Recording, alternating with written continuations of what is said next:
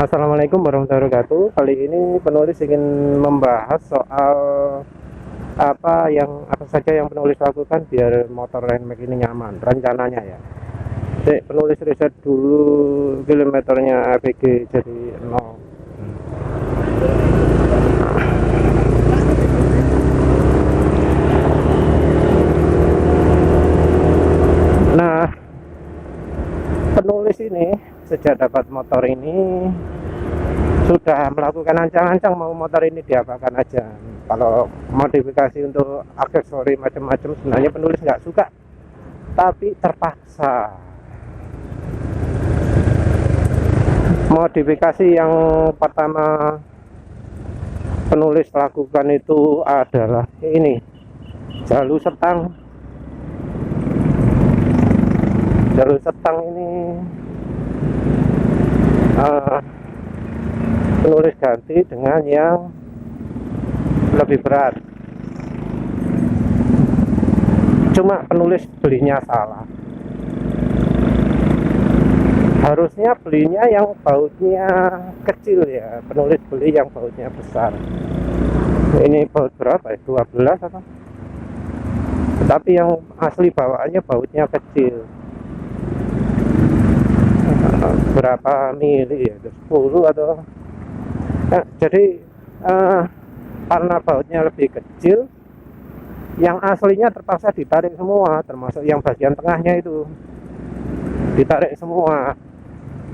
Padahal kalau misalnya pas itu nggak perlu ditarik semua, jadi cuma bagian luarnya yang kecil, hitam kecil gitu loh.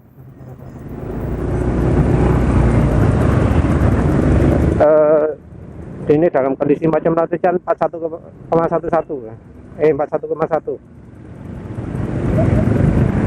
Jadi diambil mestinya yang luarnya tok, tapi karena ukuran baut nggak pas sama dalam-dalamnya ada batangan logam gitu, ditarik semua. Entah batangan logam itu apa, tapi kok rasanya nggak terlalu berat ya. Besi bukan, aluminium bukan. Harusnya kalau pemberat seperti itu pakai timah, tapi itu jelas bukan timah. Jadi nggak maksimal ya untuk pemberat aslinya itu. Yang bagian luarnya mini, kecil, yang bagian dalamnya juga nggak berat. Jadi getaran setang itu masih terasa. Jadi NMAX itu motor NMAX penulis kalau dalam keadaan stasioner di player gitu bodinya getar sekali, gitu. Dipakai jalan juga ada getarannya. Cuma sejak pasang plat nomor getarannya banyak berkurang. Ini mungkin penulis bakal kasih beban tambahan pakai apa di depan.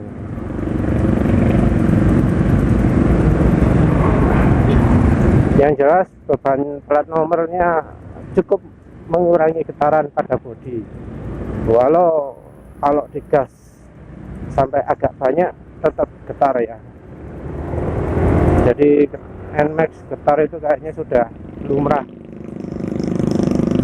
Nah, untuk di setang itu sebenarnya nggak terlalu mengganggu. Getarannya itu ritmiknya, jenis getarannya itu nggak sampai bikin tangan capek. Kecuali mungkin kalau perjalanannya 2 jam gitu ya. Kalau cuma 1 jam gitu enggak kayaknya. Getarannya seperti modelnya kayak di spin gitulah.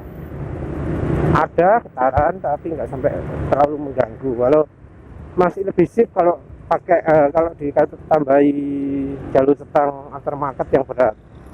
Dan ini penulis sudah pakai jalur setang aftermarket yang berat. Lumayan, sangat lumayan. Jadi kalau bagian tengah pemberatnya nggak terpasang, terpaksa harus dilepas, tapi masih empuk, masih enak.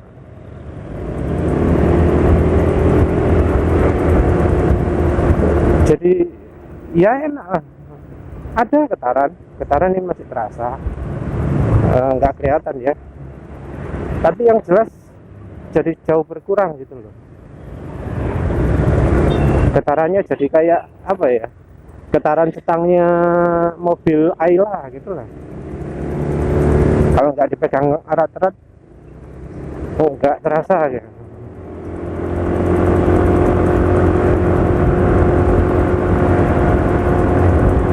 Jadi wajib lah pasang jalur setang itu. Dan jangan lupa cari yang bautnya kecil kalau ada. Semakin berat makin baik. Apa mengganggu handling? Enggak lah. Mau mengganggu gimana? Motor yang masih lincah. Lagi pula problem NS katanya setangnya terlalu lincah. Ya wis, pakai pemberat ini enak. Nggak perlu pakai apa itu namanya, yang biasa dipasang di LMAX gitu. Stang melintang di tengah itu loh, apa itu, nggak perlu gitu, gini aja sudah cukup lah.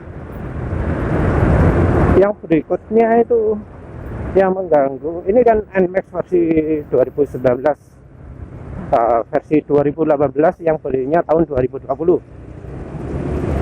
itu jok penulis merasa empuk cukup. Yang kurang lagi adalah skop belakang. Skop belakang ini termasuk keras ya. Habis isi bensin ini 110.270 km. Habis berapa ya, nanti penulis itu lagi. Yang jelas ini angkanya habis tadi malah turun 39,7.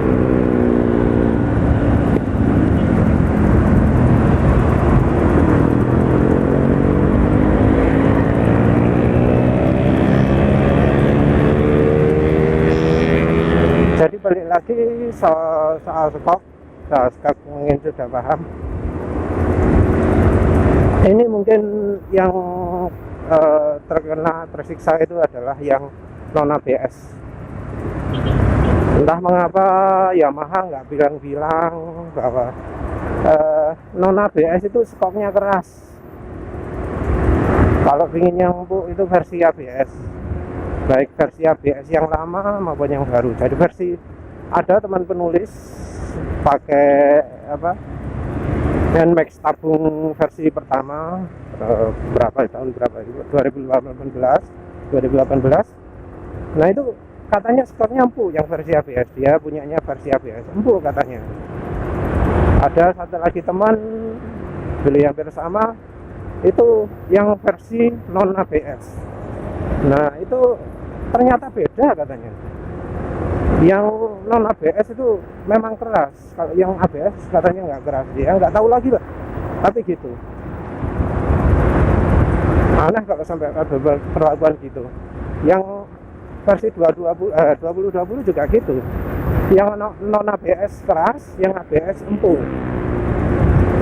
Cuma kalau yang apa, dari cerita temen ini, versi ABS versi lama itu kalau dibuat jalan agak nggak enak gitu tetap terguncang. Jadi mungkin empuknya tetap keras.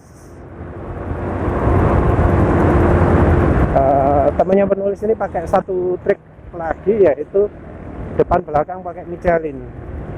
Katanya kalau pakai Michelin itu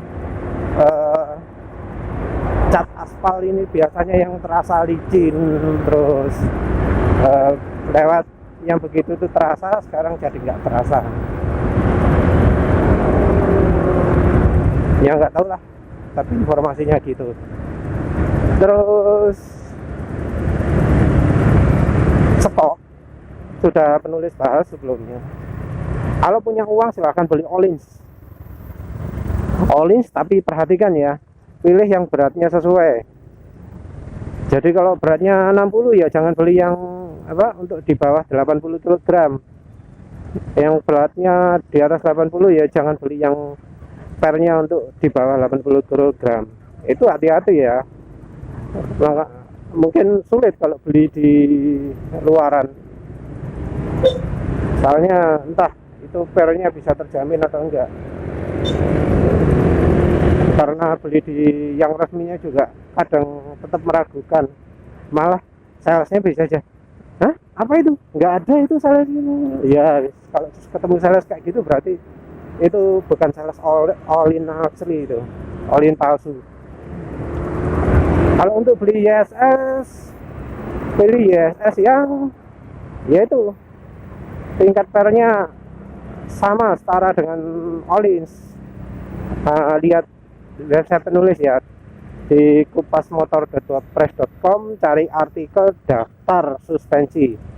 Jadi itu nanti menunjukkan daftar nilai-nilai spring rate, kekuatan pernya ISS. Jadi bisa pilih model ISS yang enteng-enteng. Biasanya yang model tengah-tengah, A series, Z series, terus C Euro gitu. Bisa dilihat sendiri di daftar itu bahwa kekerasan pernya ISS itu ngacak ya, di random. Untuk ISS ya wes pilih yang pernya empuk. Harga non resmi mungkin 1,5 juta, harga resmi mungkin 3 jutaan. Terus untuk rekomendasi lain, kalau Scarlett katanya pakai preload 0, spring rate 0, masih terasa keras gitu. Nggak sekeras yang ori, tapi tetap keras. Mungkin bandingkannya bukan dengan NMAX lagi, tapi dengan motor-motor lain seperti Honda Beat dan seterusnya lah. Kalau yang penulis rekomendasikan adalah DBS. Nah, DBS ini terkenalnya adalah suspensi yang terlalu empuk, jeduk. Nah, ini rupanya yang beli nggak pilih model yang spring preloadnya itu banyak. Jadi preloadnya cuma sedikit. Kalau yang preloadnya ukurannya 1 jari gini, mestinya cukup lah untuk buat pernya itu nggak jeduk. Tinggal dipakai aja preloadnya. Karena yang penulis tahu walau dibuat generik ya, walau dibuat bisa dipasang banyak motor alias kekerasan per dibuat terlalu lembut, itu pakai preload bisa membantu, bisa dikeraskan. Terus nggak usah pakai ukuran apa itu SAG, SEC apa itulah, mengatur ketinggian pakai senti, pakai persen, pakai apa, wis nggak usah diurus itu. Yang penting kalau dipakai nggak jeduk, terus nggak terlalu keras. Cari setelan nggak keras yang nggak jeduk, itu ada, tinggal pilih.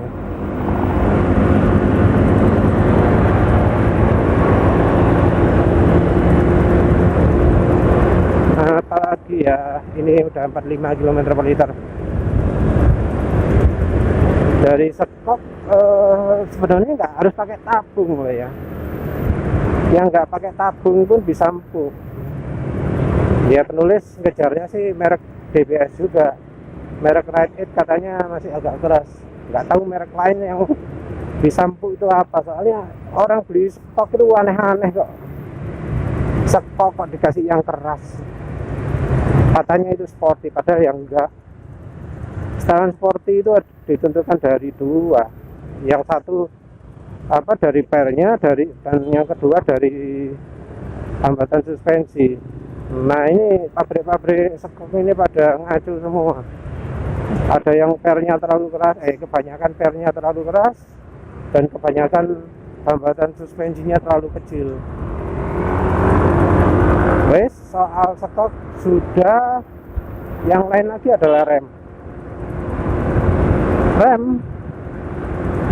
jelas nggak pakem. eh, rem kiri itu disebut lebih pakem, neken sedikit gitu kan, banyak enggak. Nah yang rem depan ini,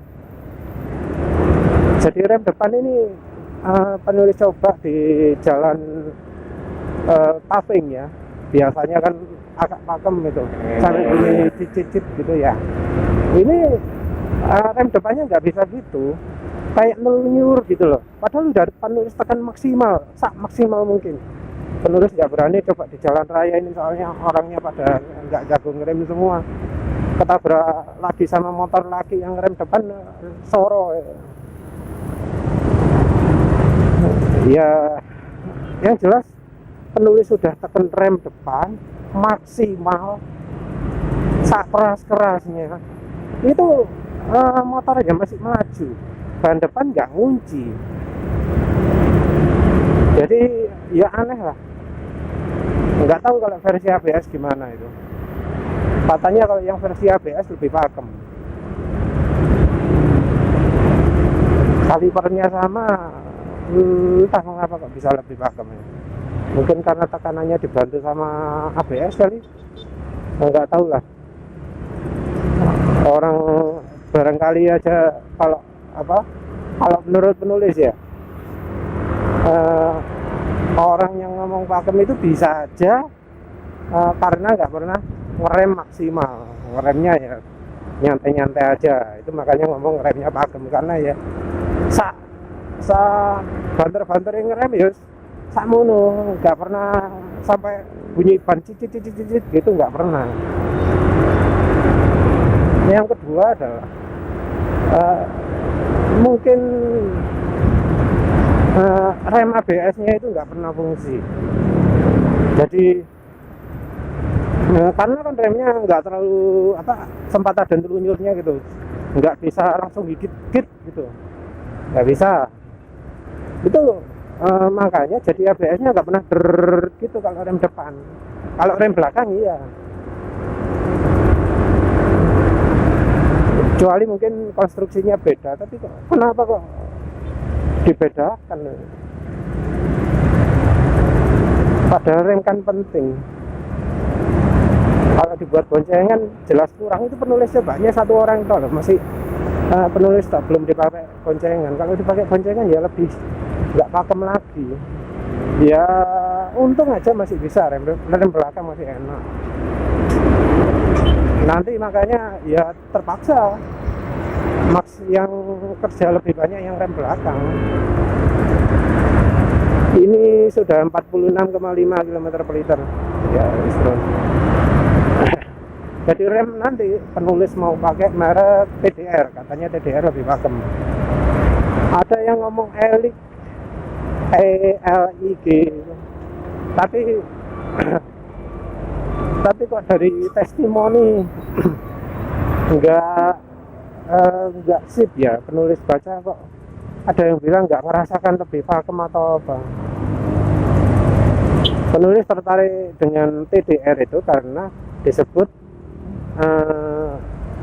selain dari lebih pakem, nggak makan cakramnya. Jadi kan remnya Yamaha ini katanya kalau habis seringnya cakramnya kemakan. Nah itu kalau yang TDR katanya enggak. Jadi ya itu salah satu dua alasan mengapa penulis coba pakai TDR. Tapi belum ya. Sama istri selalu ditentang nih, agak repot. Stok juga belum, tunggu request istri, minta di spotlight dulu katanya. Ya wis, turuti aja. Apalagi ya,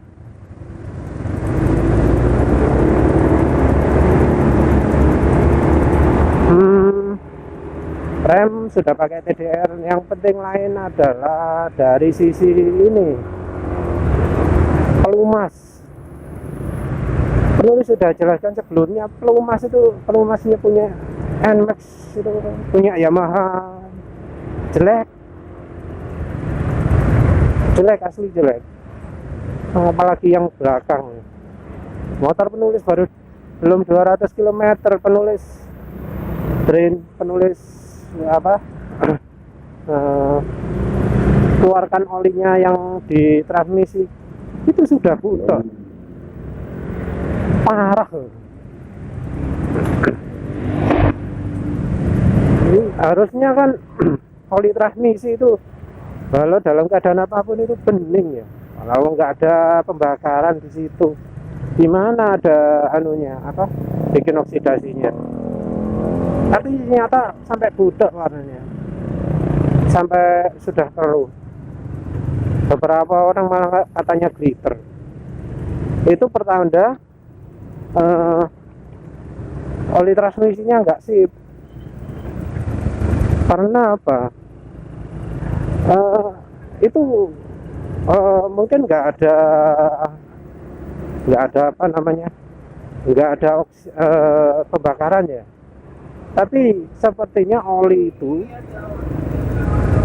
cuma tahan bekerja beberapa puluh kilometer aja. Sesudah itu kekocok, itu rusak olinya. Karena olinya rusak, jadi teroksidasi. Karena teroksidasi, warnanya jadi lebih keruh.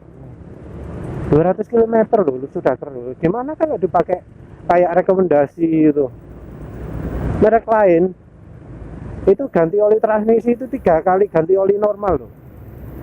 Jadi ada yang 2 kali, kalau yang di Honda itu rekomendasi 4.000 km misalnya, 4.000 kali 2 kan 8.000 km, jauh itu. Tapi ini 200 km aja udah rusak ya.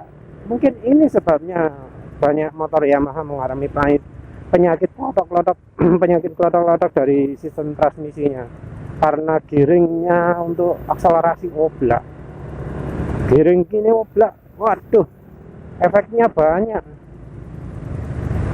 Akselerasi nggak bisa maksimal, kenyamanan terganggu, belum lagi kalau ganti pasti banyak itu. Kalau masih bearingnya tok ya bisa bersyukur, tapi kalau sudah karena oblak ini kena giringnya macam-macam, bantai piro itu. Jadi yang wajib itu pertama oli ya, yang oli transmisi, yang oli mesin juga sama. Kita dengar banyak masalah, misalnya seperti apa itu,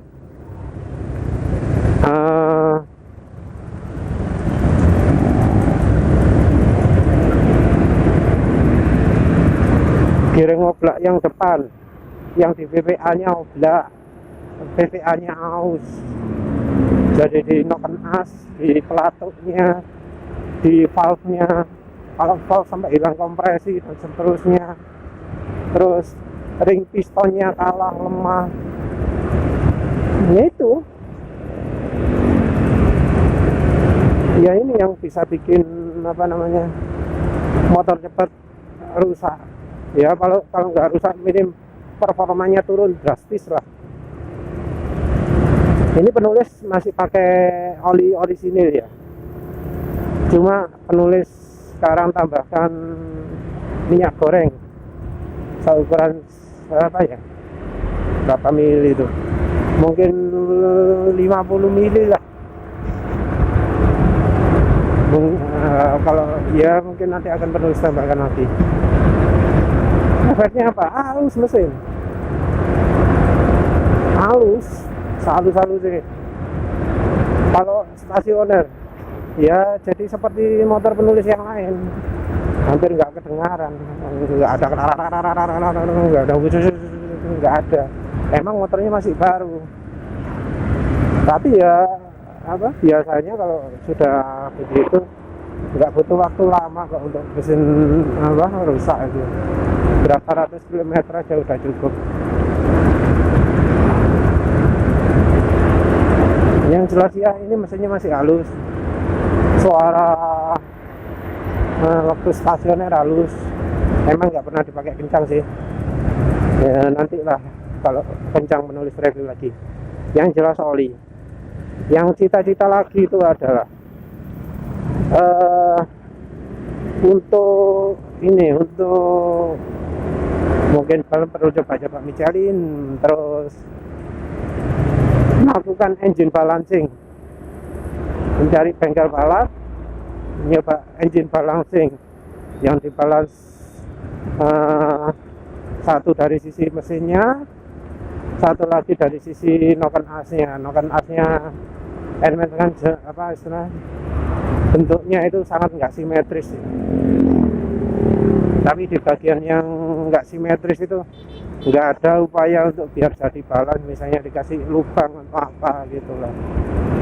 Ya maklum mas, teknisi Jepang sekarang udah nggak sehebat dulu, kenyamanan makin lama makin berkurang. Nggak cuma merek Yamaha tok, Yamaha dulu terkenal keras skoknya, sekarang Honda juga walau empuk tapi setelan stoknya ngaco. Ini stok orisinilnya juga sama, tradisi Jepang, single action, dijamin nggak nyaman lah. Makanya penulis duduknya nggak selonjor ya, karena itu duduk selonjor pinggang korbannya itu.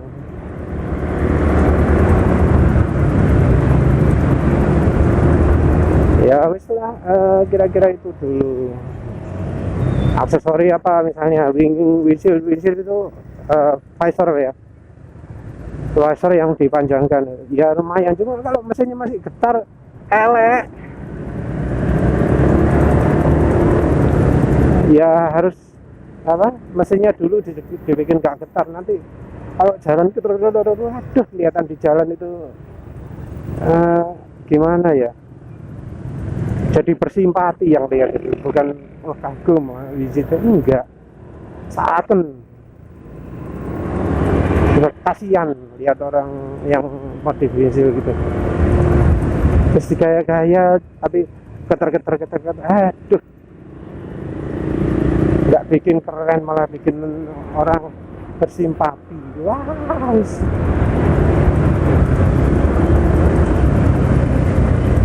mungkin kalau sudah pakai windshield, pakai apa, pelindung tangan, apa, cover brake, bukan jalur stangnya ya, cover kayak motor touring gitu, enak wis, nggak kena angin tangan, nggak kena angin dada. Kalau muka nanti kalau nggak kena angin ongkep mungkin jadi makin sengsara. Yang jelas kalau untuk perjalanan jauh, kondisi standar itu yang perlu dilakukan adalah mengurangi getaran. Nggak punya uang ya pasang jalur setang, punya uang lakukan engine balancing sama noken as balancing. Terus habis itu jok, tergantung selera. Yang lain lagi ya itu soal ininya apa namanya, skok belakang. Skok depan masih manusiawi, kerasa ini manusiawi, tapi yang skok belakang ini enggak. Jadi wajib lah ganti skok belakang itu kalau pengen nyaman. Ya malah bertele-tele. Sudah, itu aja. Terima kasih sudah menonton. Assalamualaikum warahmatullahi wabarakatuh.